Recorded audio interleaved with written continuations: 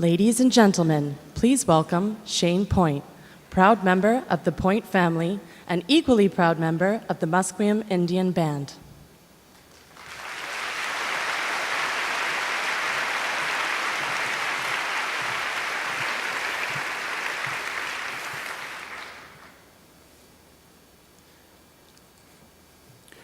In the Coast Salish language, ha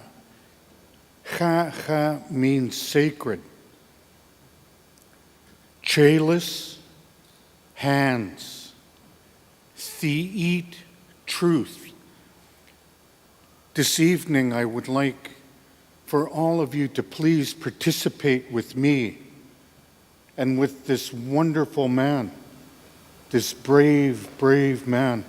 I'd like you to please all stand and hold hands. Ha, chalice theet.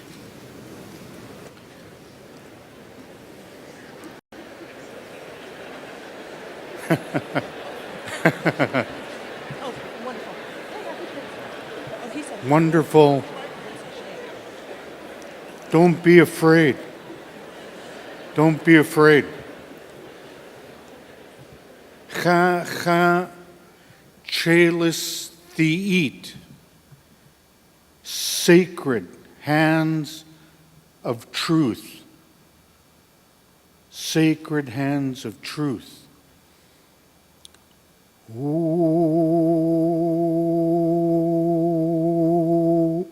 ooh, ooh,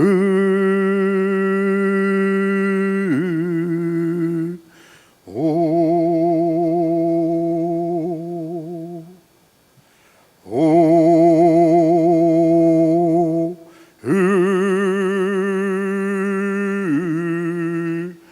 ooh.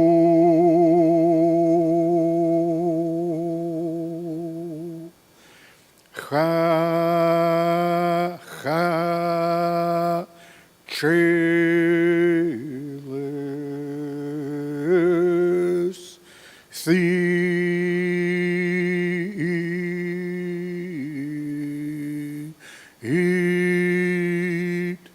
not somewhat chalice,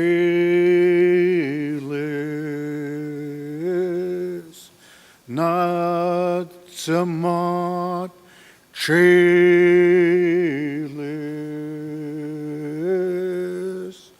Oh, ooh,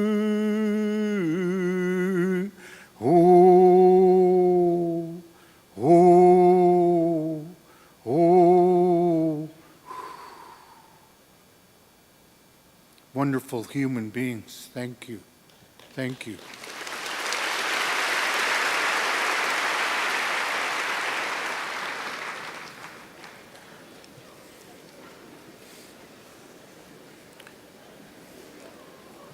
On behalf of all of the children of Musqueam, on behalf of all of the children of Musqueam, their parents, their elected leadership, I want to thank all of you wonderful people for being here this evening. I want to thank you. Sa'ast in our language. Sa'ast shkwalowin means to lift up. Sa'ast shkwalowin. Edward. Sa'ast shkwalowin Edward. I'm thanking you on their behalf for being here to help lift up the heart and the mind of that very, very brave gentleman. I want to thank you on their behalf for being here to lift him up. He's a brave man. He's a brave man who did a brave thing. He told the truth. It's sad commentary on all of us as human beings that a brave one needs to be recognized for telling the truth. The truth for all of us is of the utmost importance. It's of the utmost importance in direct relation to who we are as human beings and our rights. And he stood up for all of us. He stood up for all of us. So once again, on behalf of the children from Musqueam, their parents, their elected leadership, more importantly, all of the children around the world who need brave people like Edward to stand up and tell the truth for them so that they're safe and secure in their very own homes. I want to say to all of you, it's been an honor and a privilege for me at this moment to be here with you and to share a few moments of time with that brave man. I want to thank the university, Simon Fraser University, for the honor and the privilege of saying hello to all of you, and more importantly, to say hello to that brave man, Edward. Thank you, thank you, thank you. Haitsap kasiyam, haitska, haitska.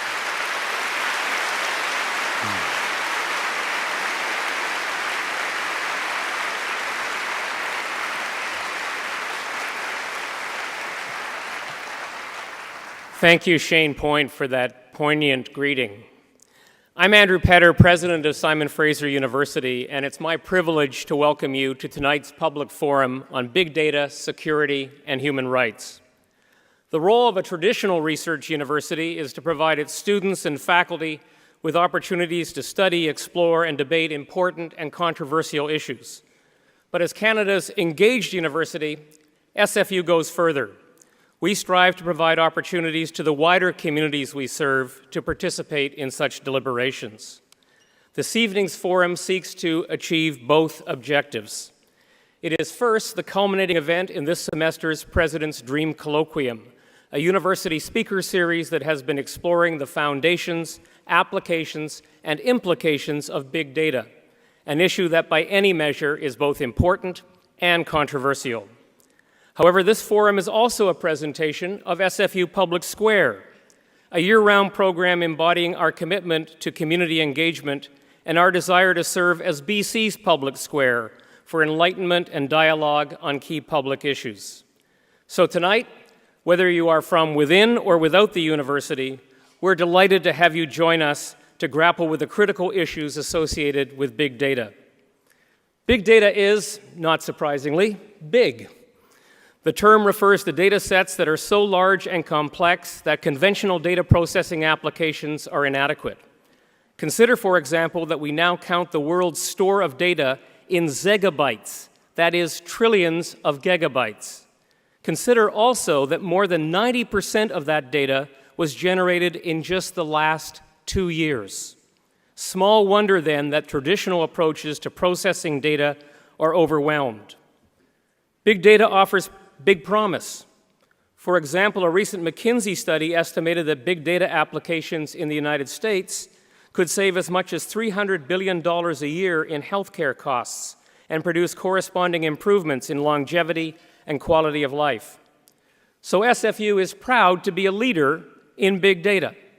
We boast some of Canada's most experienced big data researchers. In 2014, we introduced Canada's first professional master's program in big data to provide participants with broad knowledge of and experience in big data analysis. And we recently launched a university-wide strategic initiative to promote greater understanding and appropriate use of big data on the part of our students, educators, and researchers.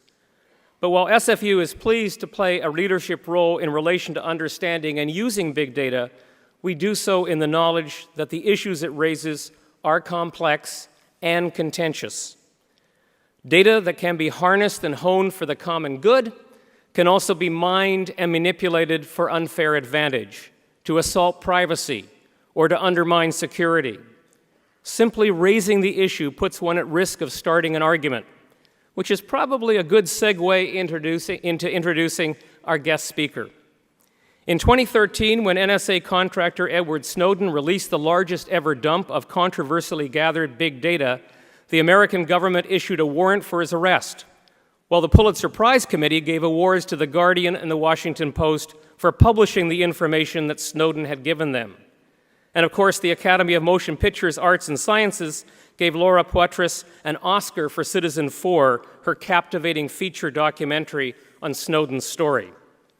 As I say, the subject is complex and contentious. And I doubt that we'll reduce that complexity or resolve those contentions this evening. But I'm proud that SFU is providing a public platform for this important discussion. And I'm grateful to the two professors who championed the idea and who have made this evening possible. So thank you to Dr. Catherine Murray, Professor of Communication and Gender, Sexuality, and Women's Studies, and Associate Dean of the Faculty of Arts and Social Sciences. And thank you to Dr. Fred Popowich, Director of the Professional Master's Program in Big Data, Associate Director in the School of Computing Science, and Founding Director of the Vancouver Institute for Visual Analytics. And now it's my pleasure to introduce our moderator for these proceedings, CBC Senior Correspondent and host, Laura Lynch. A native of Vancouver, Laura holds a journalism degree from Carleton University and a law degree from the University of Victoria. In more than 2 decades with CBC Radio, Laura has covered the world as an international correspondent in London and Washington, D.C., as well as in Africa and the Middle East. Since her return to Canada in 2012, she has unearthed major stories on issues such as Canada's policies with respect to Syrian refugees. And she's been a regular guest host on The Current, on As It Happens, and on the Sunday edition.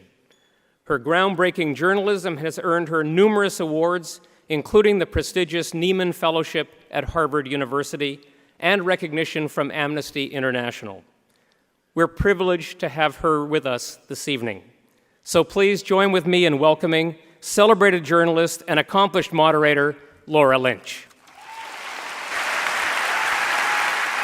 Thank you.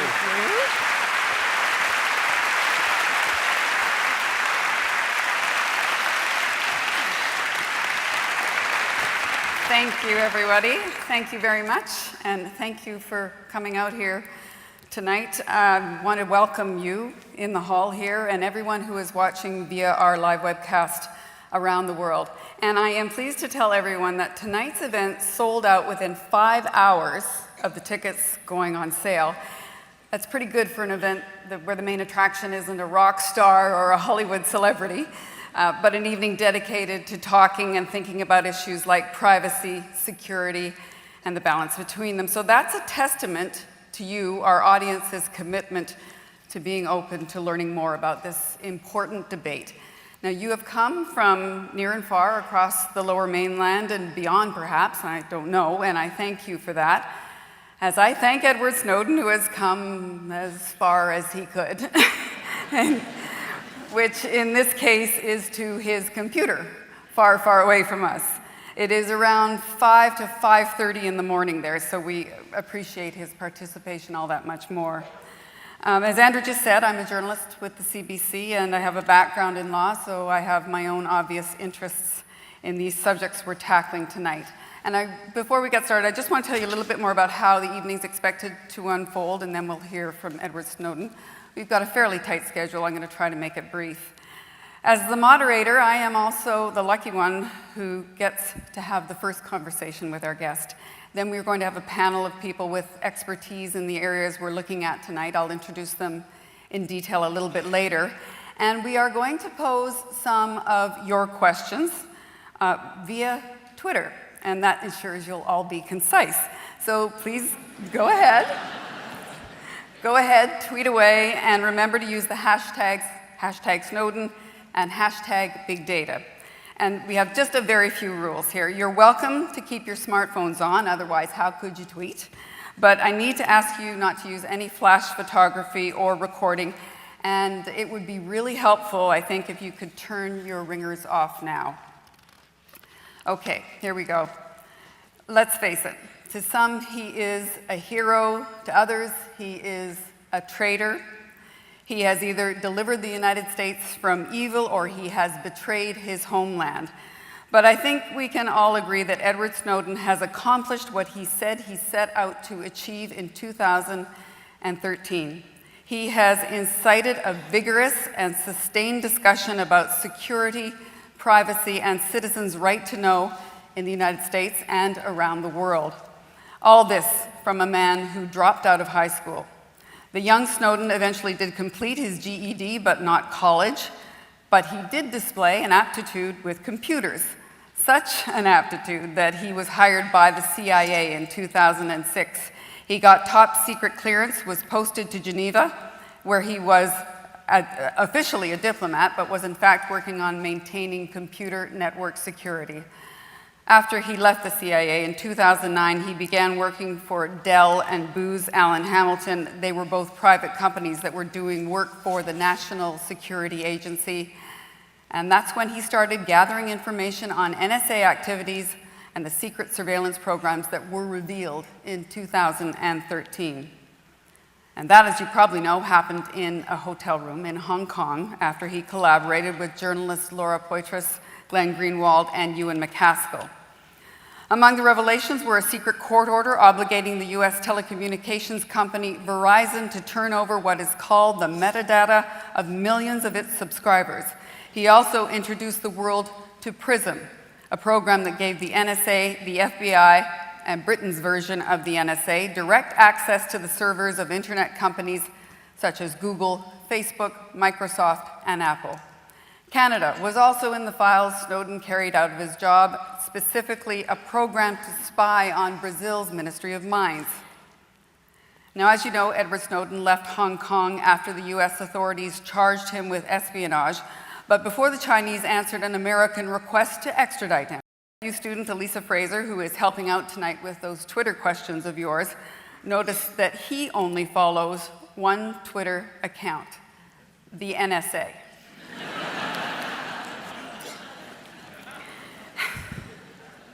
Edward Snowden joins us now live from the internet. Please give him a warm welcome.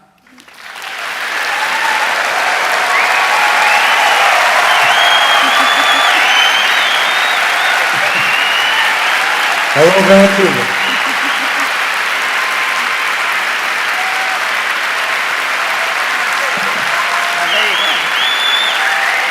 Thank you.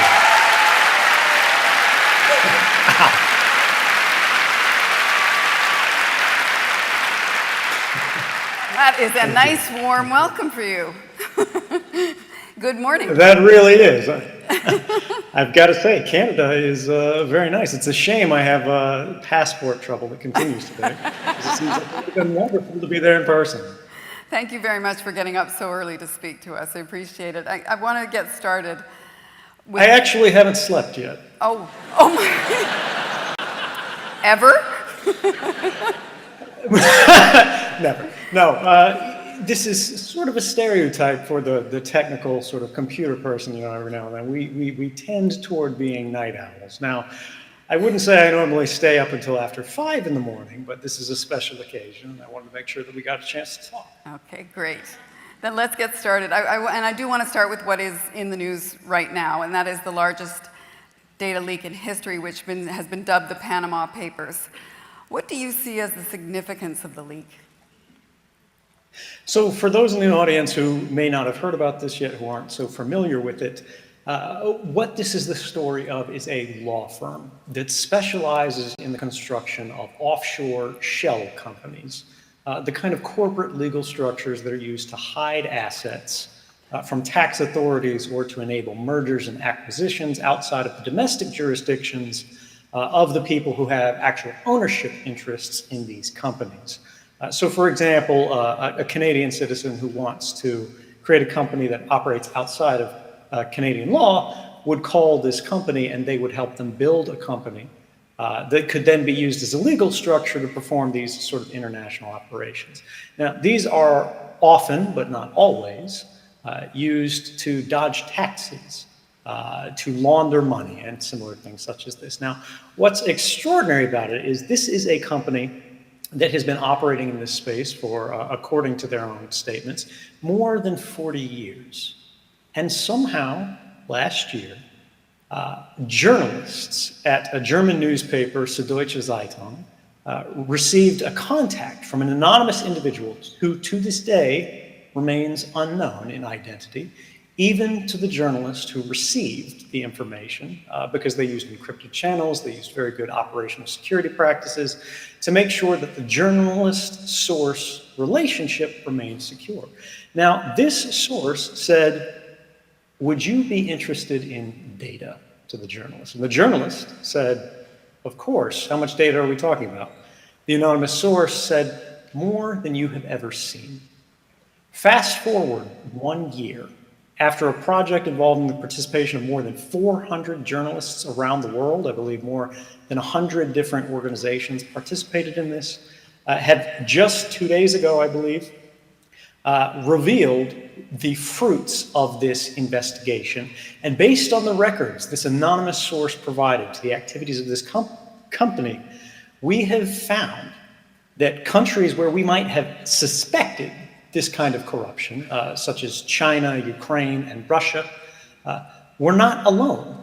In fact, leaders of countries, including the Prime Minister of Iceland, who as of today resigned, and then it's a little bit cloudy right now because the Prime Minister says they've unresigned, but the largest protest in the history of Iceland occurred as a result of these disclosures.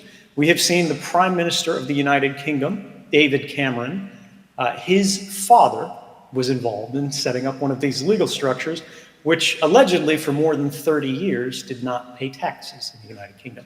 Now, this reveals that one of the founding premises of democracy, which is that one law applies equally to both the powerful and the powerless, is beginning to change.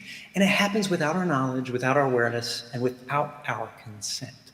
The most privileged and the most powerful members of society are operating by a different set of rules that exempts them not only from the same laws to which we are held, not only the same standards of behavior to which we are held, but they don't even pay the same taxes that we do. And yet, these are the ones who benefit the most from the structure of our society. And I think that this shows more than ever the role of the whistleblower in a free society has become not only desirable, but vital. Because if we don't have knowledge of at least the broad outlines of the power and privileges that sort of the government is operating under, the public officials about whom we're supposed to know everything are increasingly creating a new paradigm where through systems of state secrets, through the classification powers that they enjoy, through exemptions to freedom of information laws, they are increasingly guarding knowledge of their operations, of their assets, of their interests, at the same time that through novel programs of mass surveillance, as have been revealed in recent years, we, the private citizens, are increasingly transparent to government. The relationship between the governing and the governed has become inverted. And rather than those who represent us in our government being accountable to us, we are now accountable to them at the same time that we know nothing about what their activities truly are. Okay, that's interesting that you're saying that, but at the same time that you've got to ask whether this anonymous person's actions are going to result in any real change. There are already those who are saying they're not expecting anything to change because of the leak of these documents. Well, it is true that there are different sort of standards of responses and standards of accountability that happen in different societies. If you look at Russian media today, they're completely passing this off as sort of some CIA assault by foreign adversaries who are trying to shape the election. And they're not talking about it. It's not interesting to them for many reasons, because many ordinary Russian people expect a level of corruption within their society. And yet Iceland, a nation of only 330,000, had more than 22,000 who showed up with less than 24 hours notice to stand in front of their parliament to demand the resignation of their prime minister, which again is what happened today. So there is a lesson here. And one of these is that access to information is vital, because without knowing what's going on, without having a media that really champions and contests the government narrative and holds them to the account of the public, First off, we can't know enough to decide what we believe, what we think, and how we should act. But also, that change does not happen by itself. The media cannot operate in a vacuum, and that the participation of the public is absolutely necessary to achieve change. So yes, while it is true that in some countries, that in some structures, and within the context of some systems, we won't get the reform that we need at the turn of a single night, as the result of a single protest, by developing a culture of transparency and accountability where we not only know what government is doing, but recognize that we have not just the right, but the responsibility to actually act in changing the nature of our government and directly holding these individuals to account if they seek to remove themselves from our knowledge of their operations. We can achieve change, and ultimately, whether we do or not is a decision that falls to us. You tweeted the phrase "courage is contagious," and I'm assuming this was in reference to the anonymous person who leaked the papers. This person is obviously choosing to remain anonymous for a reason. I wonder why you think this person is courageous. Well, I think there's a real question here about do they stand at any personal risk? And given that many would argue what they have done is a crime, and there is a fair argument for this. They have taken records, private records from a law firm that is engaged in a protected sort of attorney-client relationship that is in most jurisdictions legally privileged. But there's also a question here of if that legal privilege is being used to enable actual crimes, is it something that we as a society should respect? Is it something that we as individuals should respect? And ultimately, this brings us to a conversation about what is the role of a whistleblower? When is it right for an individual to act, possibly in contravention of the law, possibly at great legal risk to themselves, for what they believe is a service in support of the values of a free and open society? Now, this is a determination that can't be made in broad strokes for every individual. You can't obligate an individual in the context of their life who may have a wife, who may have kids, who may have a husband, who may have a family, who may have a parent that is reliant upon them for support, and whether what they do is right or wrong, exposing themselves to the jeopardy of prison could cause harms to them that they simply can't justify in the context of their life. And yet, we need to think about what are the consequences of inaction. Now, I've said before that whistleblowers are elected by circumstance. It's not about who you are. You don't need to be the president of a company. You don't need to be the general counsel. You don't need to be the director of the NSA to have the credibility to blow the whistle, because it's not about what you say. It's about what you can prove. This is why documents are so vital to the operations of the press today. Anyone can make a claim. But when you have official documentation, when you have records, particularly records that indicate wrongdoing, which indicate violations of law or of the Constitution of the country more broadly, you recognize that our systems that we rely upon in representative democracies, right, where we have, for example, a legislature, maybe an independent judiciary, and an executive who are supposed to prevent these sort of failures, these criminal activities within a society, within even our institutions of government from coming to pass, have not done so. And can they be remediated? In many cases, whistleblower protection laws do not exist or do not broadly cover all the sort of sections of society. For example, in my case, had I been a staff employee of the NSA, there's an argument that I could have gone through an official process that would have shielded me from retaliation. But as a private contractor, as someone who did work in an NSA facility, at an NSA desk, on NSA computers, with an NSA supervisor doing NSA work, but on paper, being an employee of Dell or Booz Allen Hamilton rather than the NSA directly, there were no legal protections at all against retaliation. So eventually you have to make an individual decision, a moral decision, a decision of conscience. And for myself, when I sat at that desk, and I had worked in the intelligence community for nearly 10 years at this point. I come from a federal family. My father worked for 30 years in the military prior to retirement. My grandfather retired as an admiral. My mother worked in her career for the federal courts. I was not what you would consider sort of some kind of hippie, liberal, radical reformist. In fact, I was quite sympathetic to the positions of government. But I signed up to defend my country. And when you enter into service for the very first day, for example, the military or the Central Intelligence Agency, you're asked to raise your hand and swear an oath. It's not an oath to secrecy. In fact, there is no oath to secrecy. Instead, there's only a civil non-disclosure agreement that says we'll sue you if you do this, that, or the other. You have to come to us and give us a chance to censor you before you write a book and so on and so forth. But the actual oath is to defend the Constitution of the United States, not the president, not the agency, the Constitution of the United States against all enemies, foreign and domestic. And in this context, I saw that the agency that I was working for had departed from the Constitution. They had violated the Fourth Amendment of our Constitution, which prohibits any unreasonable search or seizure of the information of an individual without probable cause and making a showing of the evidence to a court that this individual was engaged in criminality. Instead, I saw that on the order of billions of events per day, these agencies were intercepting communications in a completely suspicionless manner.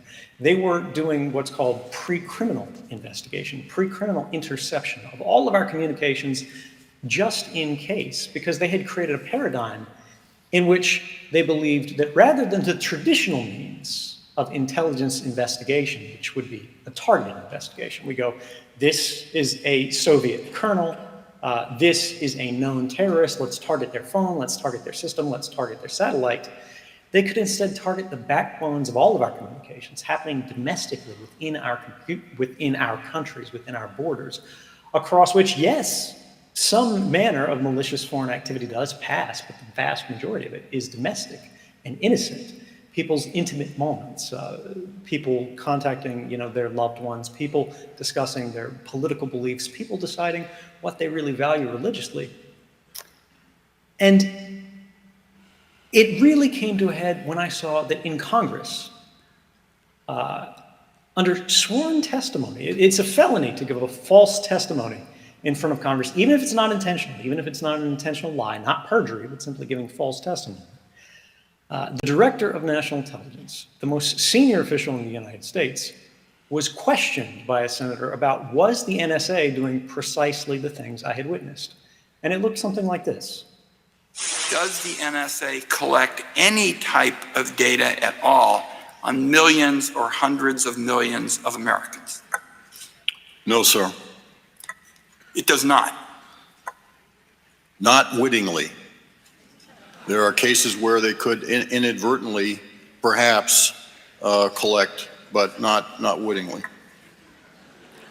Now, in this kind of context, by the way, 10 days later, the first journalist I was in contact with, Laura Poitras, wrote in her journalist that the anonymous source with which she had been in contact with for some time but had never provided any material said they would very soon provide material. Somewhat coincidental, that timing, one might argue. Every individual has to make a decision. When you see something wrong, when you believe that something is wrong, that goes against not just your personal values, but the values of your society, what do you do? How do you act? What if it's prohibited by law? What if reporting a crime is in itself a crime? I believe that we all have a decision to make at that point, and that decision is, to what do we owe a greater loyalty?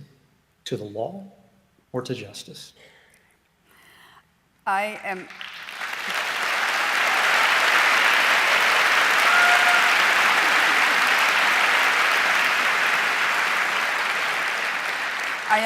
quickly running out of time for my own exclusive chat with you, so I just want to ask you a few more quick questions. And I have to ask you this about the Panama Papers leaker. Has that person been in touch with you at all? Did they ask you for advice about how to go about it? If they had, I could not say one way or another, because that would be inappropriate. But for the record, no, they haven't. And in fact, I think that's a very good decision. Fair Because enough. I think I'm probably under a lot more monitoring than the average journalist. Yeah, you've said on numerous occasions you would return to the U.S. to face the charges if you could be guaranteed a fair trial in open court. You've communicated that to the Justice Department. Any word back yet? They did send back a letter signed by the Attorney General that said they had promised not to torture me.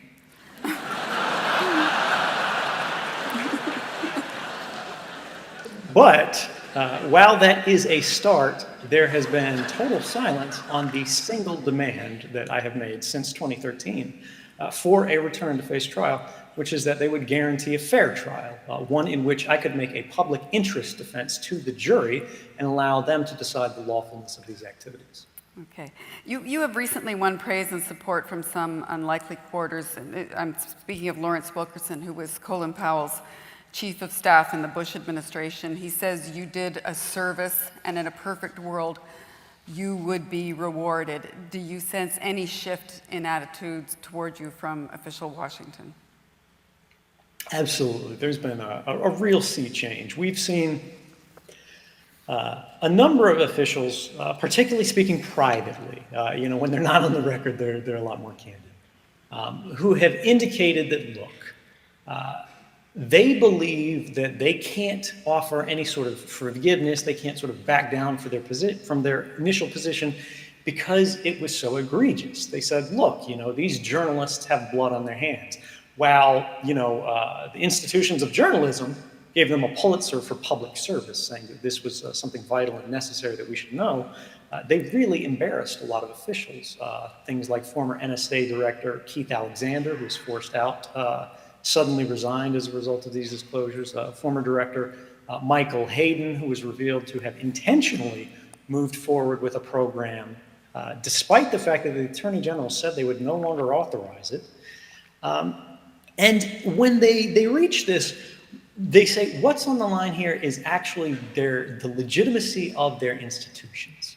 And if they permit any kind of recognition of someone who has damaged this, they believe that they're creating sort of a precedent for other people to do the same thing. If the president, for example, exercised his powers of amnesty or pardon to heal and reconcile sort of the tension here between state security bureaus that had gone too far, particularly without the knowledge or consent of the public, and the broader civil society and our free press that was working to report wrongdoing and hold individuals to account here, that it could rapidly get out of control. Now, I don't know whether that's actually the case, but what's really surprising here is that they're beginning to say, without reservation, that, look, right or wrong, whether you think this guy's a hero or a traitor, this is a conversation of the public that as a public, as a globe, we needed to have, and it would not have happened without the work of the journalists. That's the end of my time with you alone, so to speak. We are now going to have, though, the first of our Twitter questions. SFU student Alyssa Fraser will come out to ask a question posed by our audience. Alyssa herself is immersed in these issues. Alyssa? Thank you, Laura. Hi, Edward. I'm just going to hold off on asking you a question right away, just so I can thank the audience for tweeting such great questions. We had such a difficult time narrowing down one to ask you. So if you guys could just continue tweeting out to #Snowden, #BigData, at SFU Public Square. We're delighted to be reading everything that you're putting up right now. As for the question, Jennifer Null, who I believe is in the audience somewhere, wanted to know your take on WhatsApp and their end-to-end encryption that's been coming out. And on top of that, she's also wanting to know where you think privacy for the public is going to take off in the future. So that's a big question. I could speak for the rest of the time we have available on that latter part, but focusing specifically on WhatsApp for now. This is a very common application that people use on their computers, their smartphones, for messaging with one another. It has, I believe, as of current count, more than 1 billion users. It is the most popular sort of private instant messenger in the world today. And what happened is they communicated with another sort of project called Open Whisper Systems that is headed by a well-regarded security researcher and cryptographer named Maxime Marlinspike. He's a little bit of a hacker. And it's probably using the best-in-class encryption that we have available in the world today that's easily implementable in common practice. Now, what they did is they married this pre-existing communications messenger that had no real meaningful security guarantees with this best-in-class end-to-end encryption system called the Signal Protocol, previously the axolotl ratchet. And what this means is that we went from a global community that's actually primarily outside of Canada, outside of the United States, outside of what we would consider sort of the Western user base, and actually in countries where intrusion by police and intelligence services into the communications of journalists and ordinary people is actually not without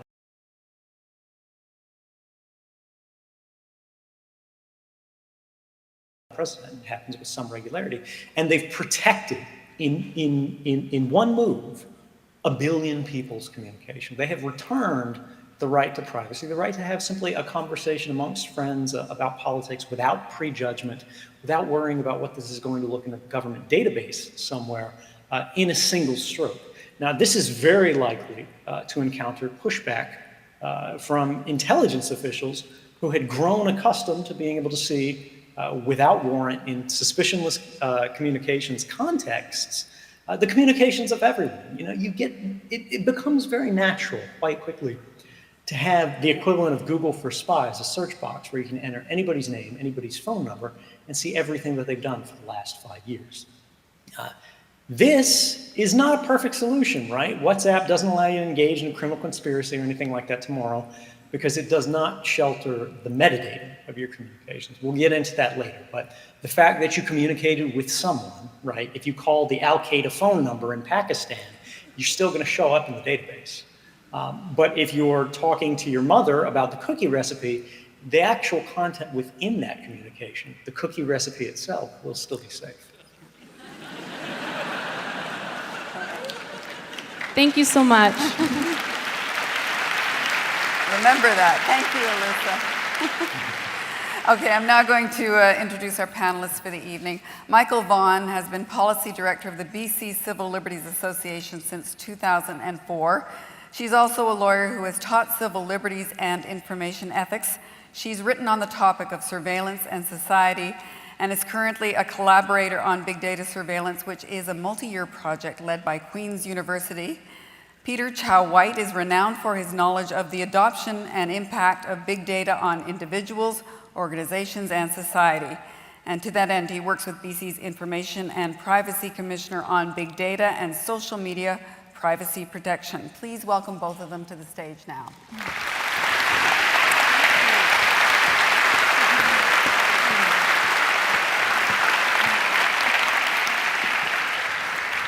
All right, well, both of you have had a chance to listen to what we've been talking about so far. Michael, let's start with you. What questions has Mr. Snowden's remarks provoked for you?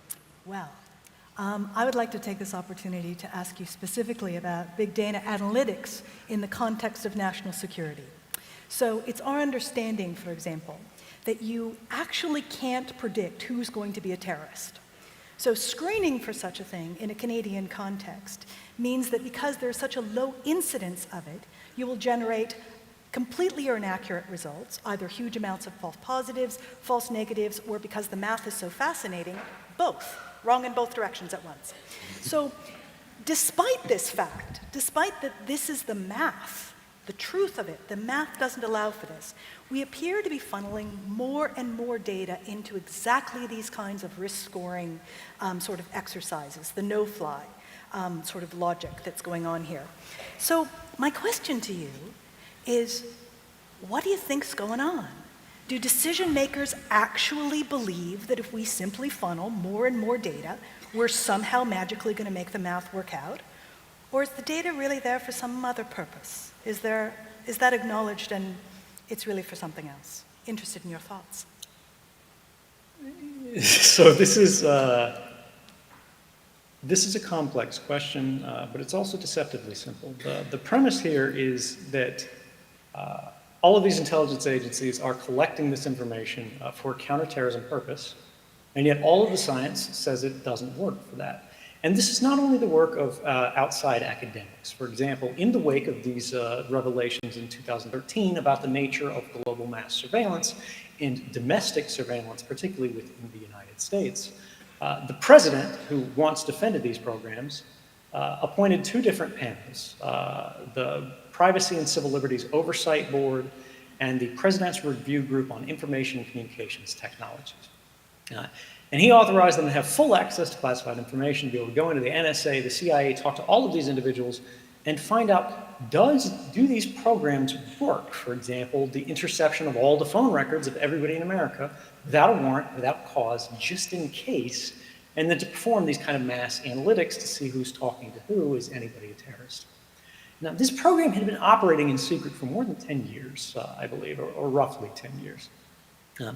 And despite this, when these two review groups, which, by the way, were not comprised of reformers, one of the most prominent members of these boards was the former deputy director of the CIA, so again, not exactly a little hippie type here, who had every political incentive to say these programs are effective, they are valuable, let's keep them, found that they had never stopped a single terrorist attack in the United States, which was their point of study. Beyond that, they found that they had never made their words, concrete difference in a single terrorism investigation. And in fact, in the only terrorism investigation where they had had any value at all, which was actually not a real terrorist investigation of someone who was about to commit a terrorist bombing, but in fact a cab driver in California who was wiring $8,500 back to his clan in Somalia who happened to have associations with terrorists. They said even in this case, the FBI would have gathered this information through other means. They were already closing in here. And of course, once you suspect an individual is engaged in terrorism, you can simply go to any judge and say, hey, this guy's a terrorist, here's the reasons why we believe it, would you please sign a warrant? And of course, there's no judge in the world who would go, well, I'm really not comfortable signing this warrant for this known terrorist. So it begs the question, well, then why are they doing it? And the answer here is actually there's a lot of value in these programs that's outside of terrorism. Terrorism is the public justification for these programs because it's the easiest to convince people not to oppose it. But these programs were never about terrorism. They're about diplomatic manipulation, they're about economic espionage, and more broadly, social control. And we see a lot of indications of this in the documents when we take a broad sweep of what the actual programs were that were occurring. For example, the PRISM program, which was where they were gaining access to some of the most trusted companies in the United States. We're talking Google, Yahoo, Facebook, Skype, Microsoft, so on and so forth. They had created legal structures that went beyond what they were strictly obligated to do, to cooperate further with the government, to provide them sort of expedited access to the full out an individualized warrant. Instead, they have what's called a thematic warrant, a general warrant that says, we think you're involved in some general behavior that the Attorney General signs once a year is bad behavior. Therefore, the analyst, me sitting at the NSA, can on my own authority say, I'm going to go search through your email, I'm going to go search through your Facebook, whatever. If you're a US citizen, they have to get a warrant. If you're not, they do it without a warrant. Now, it went beyond this. We saw that they were using these capabilities not strictly to go after terrorists, but after what they considered to be political radicalizers. Now, in this particular context, we are talking about Islamists, right? But we are also talking about people that in the documents, the NSA admits, are not known to be associated with violence, and they're not known to be directly associated with any terrorist groups either. They simply did not like their politics because they considered them to be too extreme. They were then using these programs to monitor their pornography viewing habits with the intent to publish them, to discredit them in front of their audiences as hypocrites, very devout people, very religious people, and saying, hey, they're looking at freaky porn on the weekends. We saw that they were using, for example, the communications of major service providers, in this case, Yahoo Messenger, which was previously much more popular than it is today, some years ago. But they didn't properly encrypt their messages in the manner that we're talking about WhatsApp has just transitioned to today. And so when you had a laptop, or when you had a cell phone, or when you had a computer that had a web camera associated with it, and you were having a video chat with your friends, it didn't matter whether or not you were the subject of a terrorism investigation. Simply by virtue of being connected to the service, having a live video feed, they were intercepting these images once every 5 minutes, even within your bedroom, even within the four walls of your own home. Even though you were not a target, you were not suspected of any crime. And they were storing them, even though they knew it included extraordinary amounts of sexually explicit images, and they found evidence that their analysts were perusing these sexually explicit images. The program continued, and I believe continues to this day. We saw that in Canada, this is a Canadian program, they had developed systems to spy on file sharing websites, any kind for younger people, file lockers, where you upload sites online, the app stores that you download applications for your phones, where you would try to download an application securely, but they would replace it with a poisoned version that would then allow them to take over your phone. We saw that they were hacking the actual cellular communications providers who build the actual SIM cards that go into your phone that connect you to the network. Before they even left the factory, they were trying to steal the encryption keys that were used to protect just your phone that you hold in your hand, making your calls, between that very first hop, not as it crosses the entire internet, but just between you and your local cell phone tower. They wanted to have a database of that, so if they wanted to listen to you, they could. And again, they weren't doing this on an individualized basis. They were doing it on an indiscriminate basis.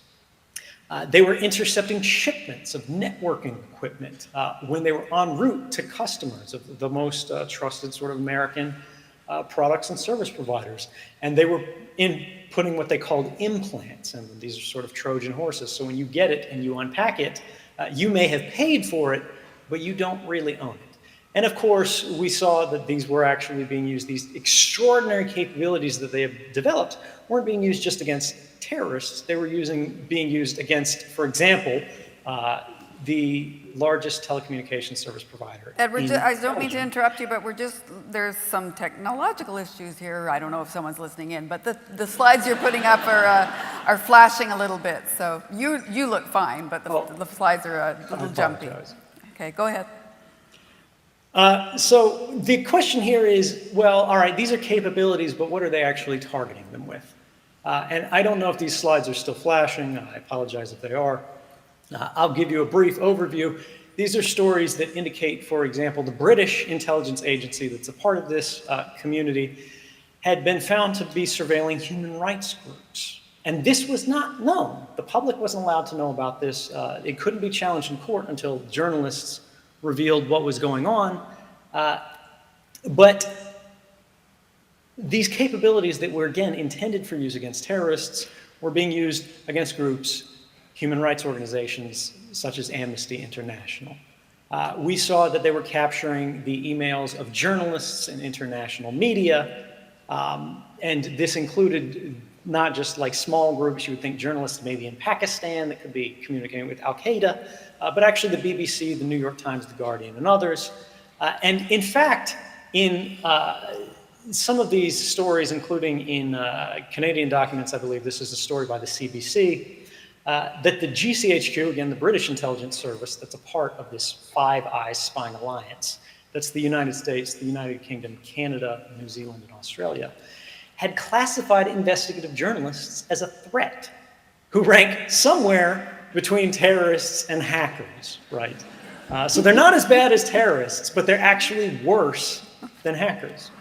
And so this ultimately raises the question, and I would argue answers the question of, well, why are they creating these systems that intercept communications about everyone, despite the fact that they're not effective against terrorists? Well, the answer is, when you create a haystack of human lives, a bucket that collects all of the records of all of your private activities, based on, for example, the transactions that you create just by going through your daily life, every toll booth that your car passes through, every place your credit card is ever swiped, every cell phone tower that your cell phone in your pocket is in communications with, even if you're not using it, even if you're not making a call. If you have this on everybody at all times, of course, this is an extraordinary intelligence interest because you go, well, suddenly I'm interested in this person. They could be a politically disruptive figure. They could be legitimately a terrorist, and you want to sort of rewind the surveillance time machine and see what they were doing 3 years ago. But the ultimate answer here is it's about power. When you collect everything about everyone, you may not understand anything in aggregate. You may not be able to prevent any attacks. But once someone comes to your attention, you know absolutely everything about them, and they no longer have any power at all to affect change against you. Thank you. This brings me to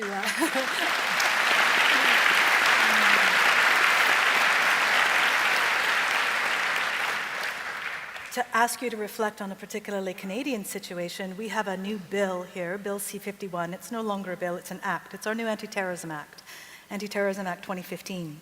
And it includes data sharing provisions that are unprecedented in Canadian history. We have a federal government now that has 17 different agencies that are allowed to share entire databases of information among themselves for the purposes of national security, defined so broadly that it includes undermining financial interests.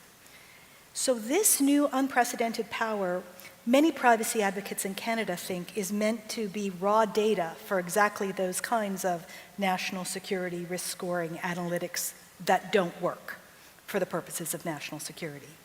So what's fascinating about them is that our Freedom of Information requests have indicated that our intelligence agents didn't ask for these new powers.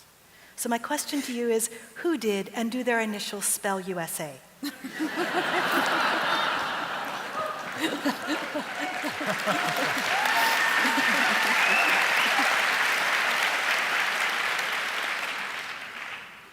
So within the National Security Agency in the United States, they have an entire division whose initials are actually FAD, the Foreign Affairs Directorate.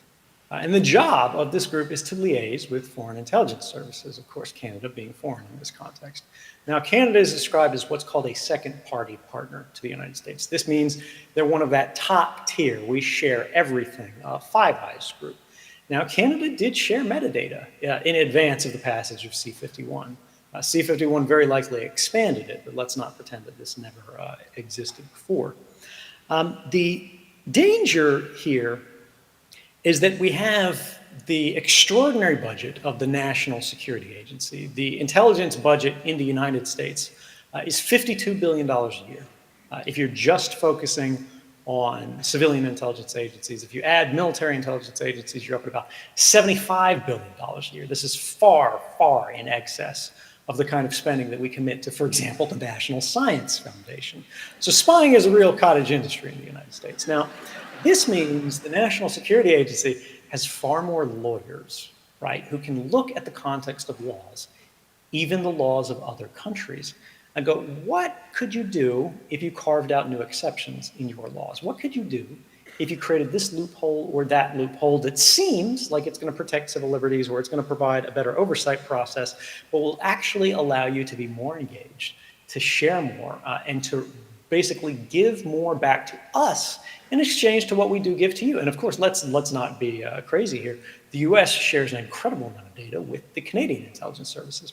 People who work in the Five Eyes community, analysts who work, for example, on these kind of transactions, do the same thing I did at my last position in the National Security Agency, where you have access to a system called X-Keyscore. This is the Google for spies that I was describing earlier. Which means you do a couple sort of annual trainings that are open book sort of things where you say, yes, I understand what the rules and regulations about accessing this are, but they're not really ever enforced. And as long as you say, yes, yes, yes, I do this, suddenly, now a Canadian or somebody who's British or somebody from the United States or anybody in this alliance can now cross-check the databases of these other nations.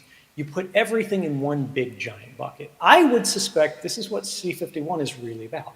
It's about broadening that bucket and making sure we can put more Canadian information in that shared bucket so that it's more easily shared. Now, I don't want to say that's absolutely what's happening, but this is really the nature of the beast. This is how it works. This is what we do for every other country, so why wouldn't we do it for Canada? Okay, we've heard great questions from Michael that focus more on the human rights and the law aspects of it. Peter now has some questions that I think will focus more on the technology, big data side of things. Go ahead. Absolutely. Edward, thank you very much for being here today. We really appreciate talking to you, and you've got some great insights, and I think the audience is really receiving what you're talking about exceptionally well. We've talked a lot about government, state surveillance, the consumers of all the data that they can find online, but I want to shift a little bit and pivot to the producers of all that data. I mean, it seems like the minute that we touch our devices, our activities, our information, it's being collected by someone.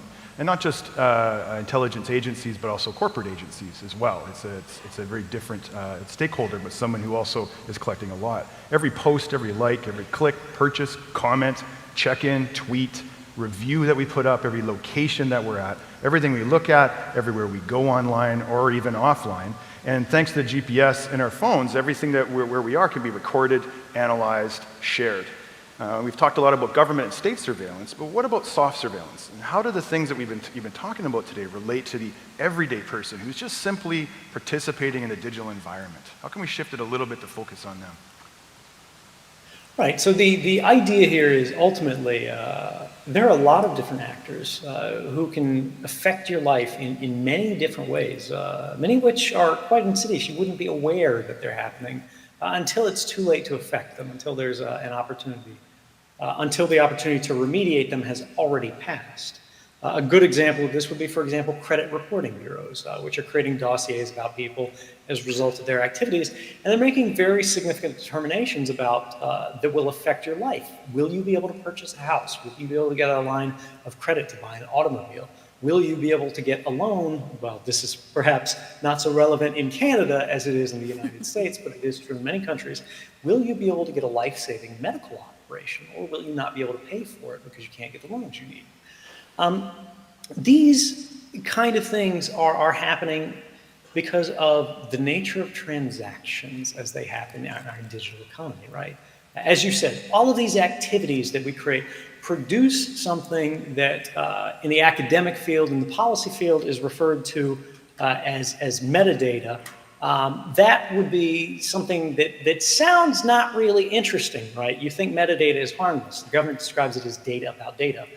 But when you look about how it's actually used, what its actual value is, the government argues we kill people based on metadata. Metadata is enough for us to make life or death determinations about where, for example, to target drone missiles.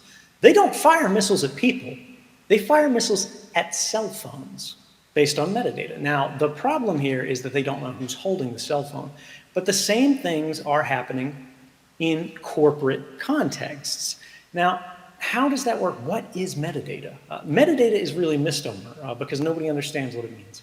Metadata are private activity records, right? Metadata are the details of your life.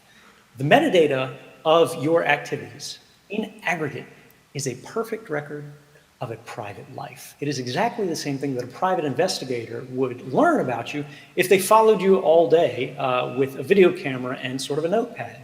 Now, they couldn't sit near enough to you in the cafe to hear every word that you said because you'd notice, who is this weirdo following me? But they could sit across the street in a car and film you through the window. They could see who you met with, when you met with them, how long you were there for. They could see where you met. They could see where you left afterwards. They could write down the number of the license plate in your car. They could see if you went to a hotel. They could see whose house you spent the night at. Now, these are all things that increasingly we have access to in the corporate context because there are not stringent enough regulations about how should metadata be handled. Now, many countries in Western democracies have a basic privacy law, at least that sets some general rules of the road about how to do this. The United States, quite exceptionally, does not. It would be quite interesting, and actually I should ask you as panelists, what is the basic privacy law in Canada and how does it regulate metadata? I mean, do you believe in your professional capacities that people in the audience should be worried about, for example, what Facebook knows about them or what the telecommunications providers know about their travel activities based on the movement of their phones? Yeah, do you want to answer? What's that? Yeah, go ahead. I got an answer too, but go ahead. You start there. We have a few different laws. Of course, we have the Canadian Constitution. If you're dealing with government, they're going to be bound by the Constitution. But if you're dealing with private industry, we have statutory privacy laws. So we have them on the basis of provincially regulated private industry and federally regulated private industry. And our federal regulator, for example, has gone after Facebook. But one of the problems we have is that they have no order-making power. And moral suasion has proved to be, how shall I say, less than effective. It's interesting you bring up the government and Facebook. When our current Privacy Commissioner of British Columbia here, Liz Denham, was working for the federal office, she's the one that made the trip down to California to talk to Mark Zuckerberg about Facebook and about our data. She said she was treated very nicely. She got treated to a nice dinner and then was shuffled back to Canada for the most part.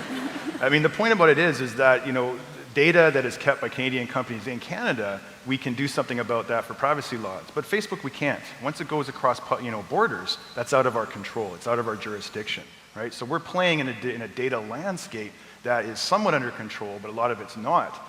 The control that we have mainly for companies is about how they share it and how they move our information from one to another. There's laws that protect that. But it doesn't protect what they do with our data, our metadata, any social media data, any public data they collect inside their companies, how they look at us, how they create images, or they can create identities for us, and then either connect with us as consumers or not, or segment us, or even discriminate against us. So the laws are not moving up quite there. But this leads into the social media and other types of things, content that we create. There's a survey by the excellent Pew Internet and Life Project in the US, and this survey found recently that people are increasingly concerned about their privacy. As I'm sure you've noticed, there's been an uptake in this in the last half a decade, especially going online with social media, Facebook, YouTube, etc. But we don't behave like it.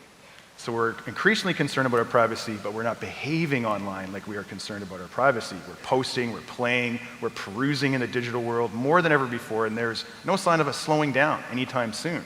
Like I mentioned before, we're just happily going along, on our phones and on our devices. So this seems like an irony of the digital age, all right? But what if we can't behave like we're worried? And this is kind of for me, which is more concerning. What if the digital world is being set up in a way that makes it difficult not to live in public? What are your thoughts about the construction of our digital world? Yeah, I mean, there's a big structural challenge here, and this is really what it's about, is how do we build the future, right? In the last 15 years, there's been a tremendous commercial incentive to collect every record about the smallest activity online. How long did you spend reading an article on a news space, on a sort of like a newspaper site? How long did you linger there? How long did it take you to get through that? Because they thought, well, maybe someday we can monetize this. We can create money out of this. And this is because the advertising area was completely unregulated. Now, on TV, in the traditional advertising space, we've never had this. And yet the industries still flourish, despite the fact that your television couldn't target your ad to you by knowing exactly how old you are, exactly what your political interests were, what kind of shoes you wear, and all of the incredible things that can be found by tracking all of your records. For example, what every purchase for shoes you've ever made were. That's in a database somewhere now. That didn't exist for TV, and yet their industry was still functional.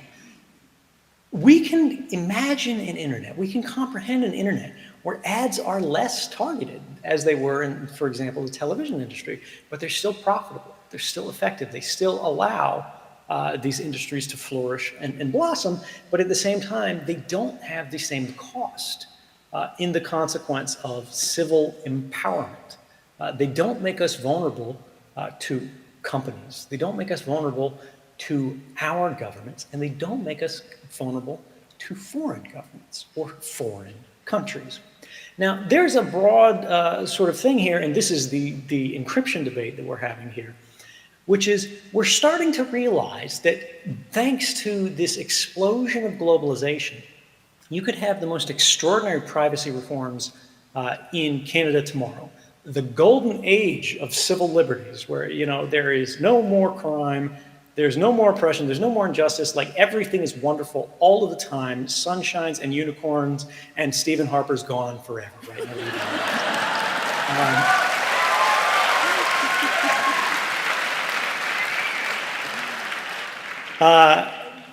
I'm being unfair there, but the idea is that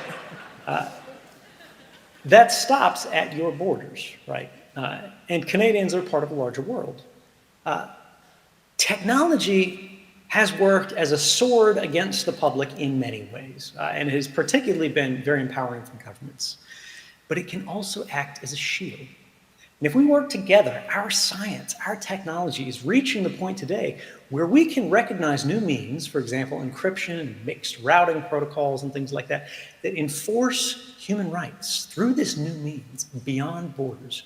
So we can ensure that not only Canadians enjoy the same reforms, the same protections of better, more enlightened systems of communication, of expression, of association, but so does the average citizen in China, or Central Africa, or Iran, or Russia, or France, or Germany, or Latin America, or any other nation on this earth. If we can do it, and the security of our nation doesn't implode overnight, if the atmosphere doesn't boil off, if the tides don't rise and sweep away the mountains, as we've seen over the last 3 years, they haven't. This is a very strong argument that we should not only not be afraid of this, but we should in fact rush toward it. Because if there's a lesson that we've learned in the last years, it's actually that more people are more directly impacted, more lives are directly affected by the so-called cybersecurity threat of identity theft, of hacking, of the risks of our electric grid and our dams being targeted, than we are by relatively sporadic and rare acts of terrorism. Terrorism is a serious crime, but let's not pretend that it is an existential threat to our societies. At least in the United States, bathtub falls and our own police officers claim more lives than terrorists do.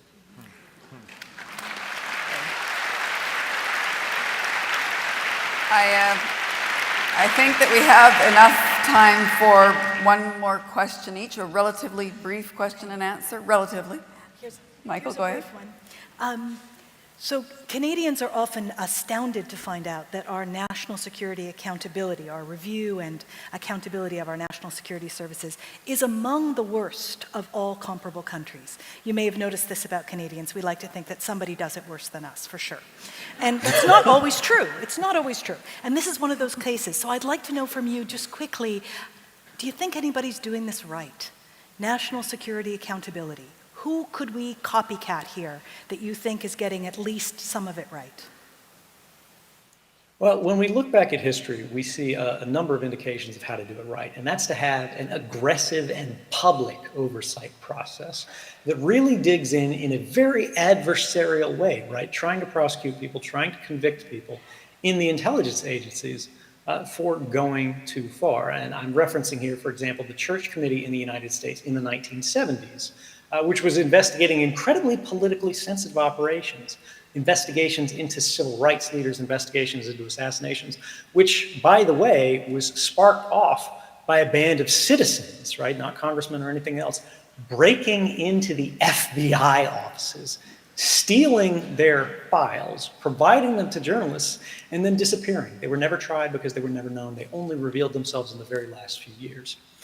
We see in Germany recently, they've created panels to investigate the actions of the NSA in their own country. But then when they saw it was beginning to reveal sort of the activities of their own state security agencies, which had also violated the law in many different novel ways, they started to get nervous.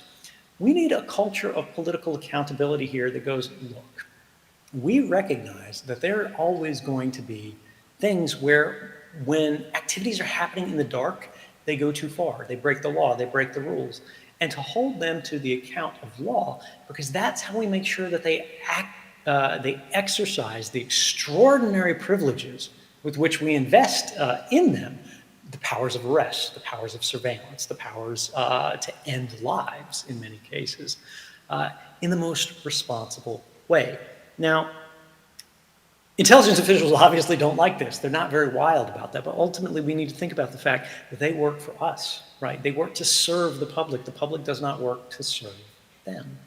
And just a final note here on, does this really happen, or is this just sort of something conspiracy that we worry about? In the United States, incredible abuses have been revealed as a result of these NSA operations. The NSA's own records show that they violated the law or their own policies 2,776 times in a single calendar year, annualized. That was actually extrapolated from a single quarter of operations, I believe. But beyond that, they found that intelligence analysts with these capabilities were using them not only to spy on legitimate foreign intelligence targets, but also on their spouses or their ex-girlfriends and so on and so forth. This happened more than 12 times in the documents that were uncovered. And despite the fact that this is a felony in the United States, not a single one of them was prosecuted because the government made a determination that it would be too politically disruptive for the public to learn about programs of mass surveillance that they did not know existed than to actually hold these agencies and their employees to the account of the laws that they violated. We cannot permit that to happen, or we no longer have a truly open and free society. We have a very strong, very empowered government, which is not, the end of the world. It's not something that we say is truly awful, but we have to recognize that rather than being partner to government, we have become subject to it. We have exchanged an open society for one that is more controlled.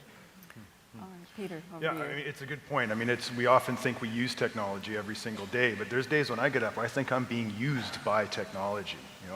Whether it's checking email or wanting to declare email bankruptcy because I can't get out of my inbox that's just flooded. I'm sure people have felt the same way. Email bankruptcy, try it out. January 1st, 2017, email bankruptcy. Clean out your inbox. But that's one thing that I would want to do in order to try and get control over my technology. So, partnering up with organizations, having social movements, creating laws, lobbying governments, that's one way to do it.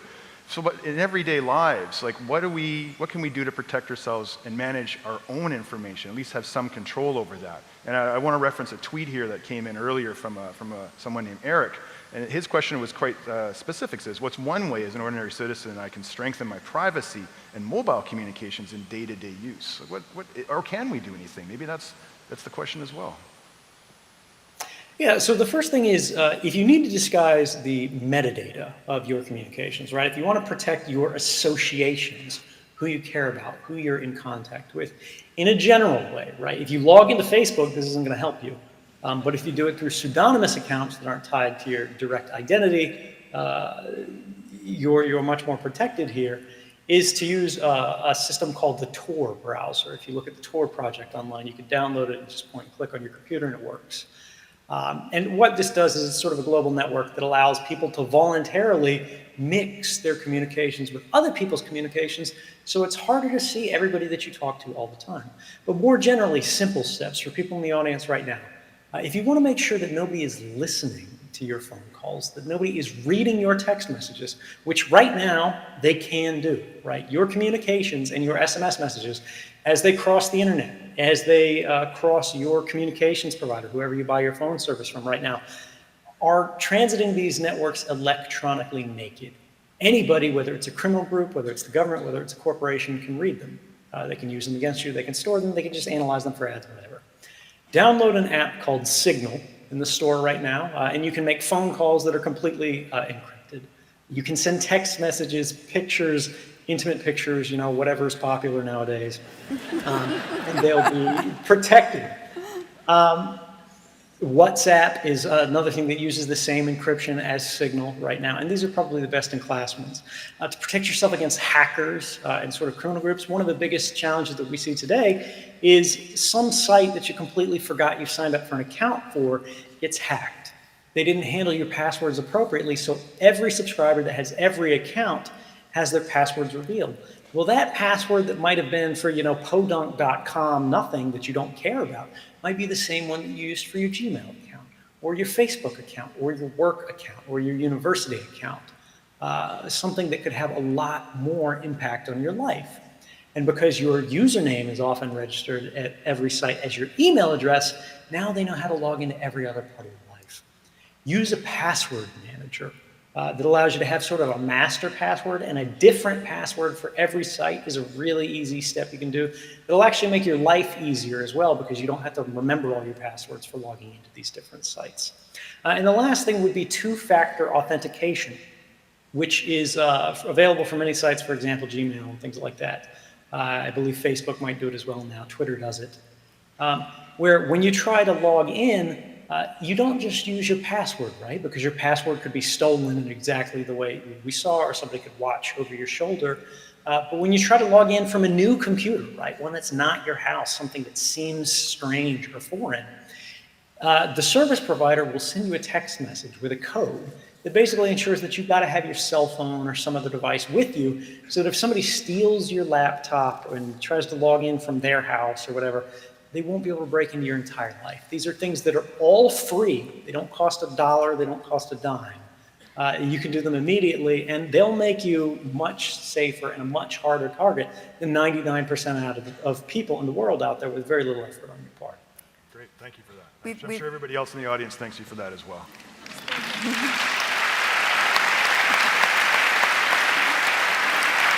We have just 2.5 minutes left in this segment of the program, and I'm going to ask the last question. It's my turn.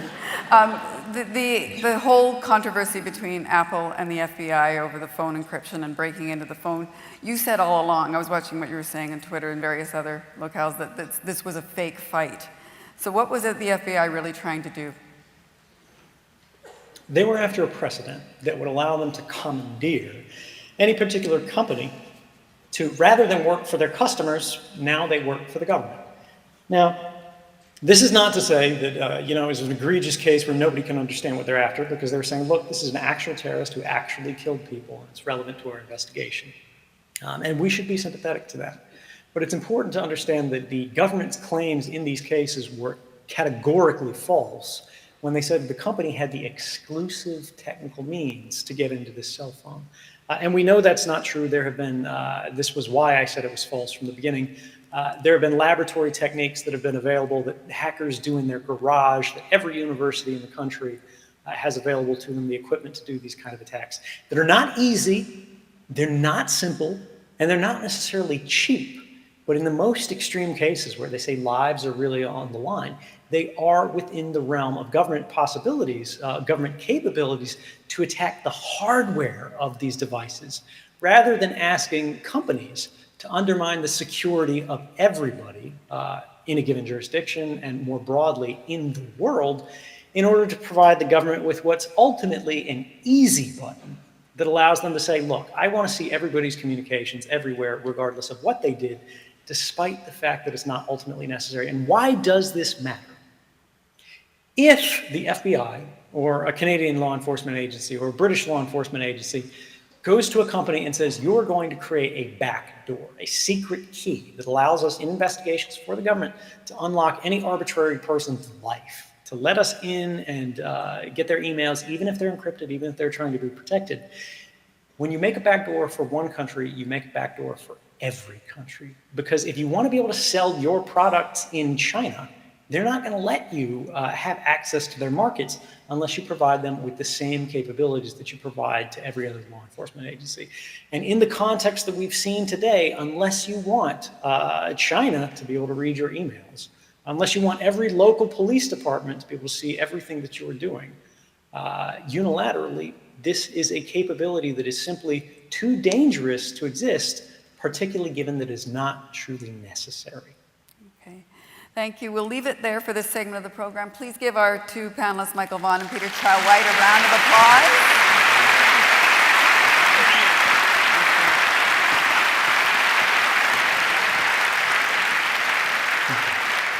All right, we are coming round to very close to the end of the program now, but we're not going to stop quite yet. We have one more question or two from our audience. This time, it'll be read by SFU student Conrad Schwab. Hi, Conrad. Hey, Ed. Hello. We got our final question from Twitter here, and the question is about the politicians, specifically a quote from David Cameron today, where he's the Prime Minister of Britain. He said that tax evasion is a private matter. At the same time, he disavowed he disavowed having any offshore accounts or anything to do with the Panama papers. But what do you think we can seriously trust politicians in this age? I mean, it's really extraordinary, and this is the story of the Panama Papers, where particularly in Great Britain, where David Cameron has said, should we allow conversations within our society to exist to which the government is not a party? He argues that no, it's too dangerous, despite the fact that that's the history of human communications, right? If you have a conversation within the sanctity of your home, unless the walls are bugged, nobody else is a party to it. It is ephemeral. It exists only for that moment. It's an intimate moment that exists between the individuals, and unless they're going to get a warrant for your brain, there's no record that can be used against you. We accept this as the cost of a free society. Ultimately, the cost of a democracy is uncertainty. We won't be perfect. We won't be safe in every circumstance, in every structure. But that is not a weakness. That is the strength that makes us who we are.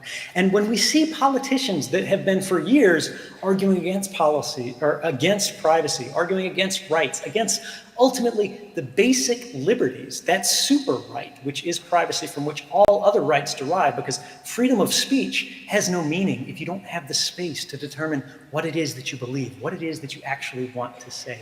Freedom of religion means nothing unless you can independently, outside of the pressures of a church or a community or the inheritance of your values, determine what it is that you really value for yourself. And the freedom of the press, of course, has no meaning if you don't have the space to communicate with the source, to find out what the truth of activities actually is. If we don't have privacy, we don't have the sanctity of our own minds. We don't have the space to determine who we are and who we want to become. And for these politicians who have been for years arguing against this, to the moment we go, hey, you know, it looks like you may be involved in corruption. And to be clear for David Cameron here, no one has accused him personally of being involved in this. His father's trust, which he stands to inherit, that for 30 years did not pay taxes, is what's in controversy here. To say, this is a private matter, and I'm not sure that this is really appropriate for public discussion, is, I think, really revealing more than anything else. Well, thanks a lot for that response, Edward.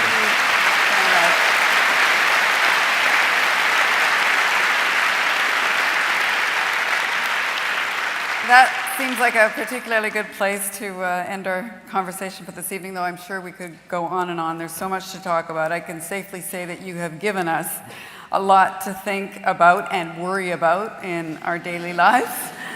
I can't thank you enough for taking the time to share your thoughts with the people who are gathered here and online, and perhaps we'll meet in person someday. In the meantime, on behalf of everybody here, thank you very, very much.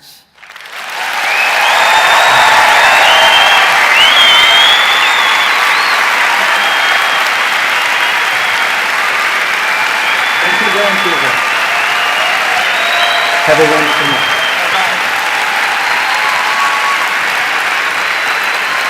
Oh, you're getting a standing ovation.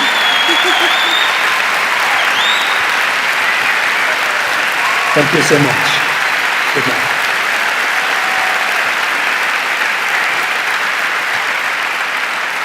Thank you, everybody. I now want to welcome Professor Fred Popowich of SFU's Computing Science School to the stage for a few closing remarks.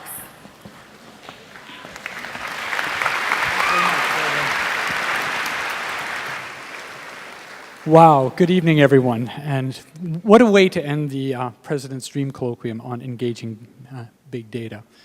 Since the beginning of January, we've had 20 students meeting on a weekly basis with myself, Peter Chow-White, and backstage, who's been working very hard with all the students back there, making sure that the tweets get on here, Catherine Murray. And when we were trying to do this symposium on engaging big data, we were taking a look at the questions, what is big data? What can be done with it? And what should be done with it? And really tonight, in this SFU Public Square, we've really been able to dive deep into those questions to see what can be done with it and what should be done with it. And those closing comments that Edward Snowden had on privacy really resonate a lot with some of the issues that we've been taking a look at. Before I go on, I'd like to, given that we're all here, I think it's wonderful to have had the commitment of so many people to make this work, the technologists to make this work, the people behind the scenes. I want to thank all the staff, the volunteers, the students, all the people that made this President's Dream Colloquium and SFU Public Square work so well tonight. Thank you very much, everyone.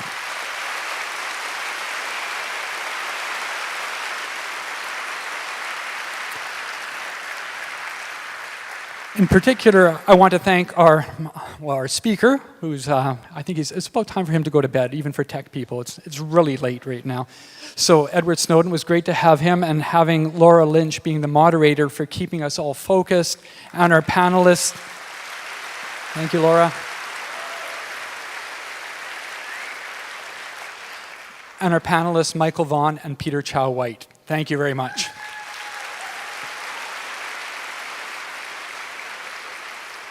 And of course, one person I also have to thank especially, because it's his dream colloquium, President Andrew Petter, for being the supportive for putting this all together. Thank you, President Petter. I was taking all sorts of notes backstage, and one of the key things I had to come out here to tell you is we are #1 right now on Twitter in Canada for some reason. Can't figure out why. And we are trending globally. So, thank you everybody for watching online. I think the number of people watching online is exceeding the number of people in here in the audience. So this is astounding. Thank you very much. And so given all of that, what can we take from this? What have we learned? We'll have it. I wish Ed were still on so he could hear that. So what we've learned is that not all data is equal, or not all data are equal. And we've also learned that we have to go beyond data. We have to go to beyond big data, onto metadata, but really in order to take action and in order to get value from the data, we need knowledge and we need information. And that knowledge and information can come from a range of sources, but the most important source is the human. The human has to be in the loop. The human is in control of data and making those decisions. And the human isn't the only stakeholder. There are other stakeholders clearly, governments, organizations, and subject to all sorts of different issues in terms of how they can make sense out of this vast growing data resource.